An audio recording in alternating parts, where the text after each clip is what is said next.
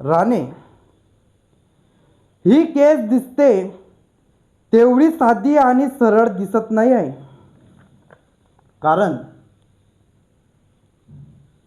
बाईकवरून दोघे जण आले आणि सरळ उभा राहून गोळ्या घातल्या, निघून गेले. पीडितने पळ काढण्याचा प्रयत्न सुद्धा केला नाही. How is that possible? पीडितला फोन करून स्पॉटवर बोलवण्यात तर आलं नाही. आणि कोणी? This are the question which you have to find out.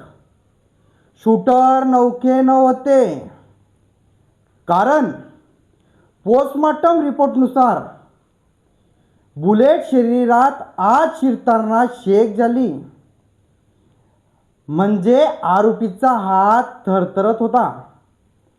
पण सुपारी घेणारी गँग ही नौकी नव्हती. प्रश्न हा आहे, एवढी मोठी सुपारी गँग मध्ये जे नवीन सामील झालेले त्यांच्यावर कशी काय सोपवण्यात आली?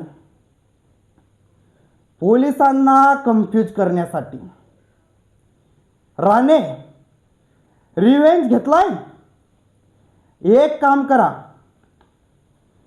फोन करून स्पॉटवर बोलवण्यात आलंय की त्याला सोबत कोणी घेऊन आले, म्हणजे मित्र, बायको किंवा कोणी आणखी एक कार्यकर्ता. सगळं चेक करा. CBR रिपोर्ट, CCTV फुटेज आणि त्या दिवशी पीडितच्या घरी कोण कोण गेले कसून चौकशी करा. आणि हो, 24 तासाच्या आत मला रिपोर्ट करा. ओके.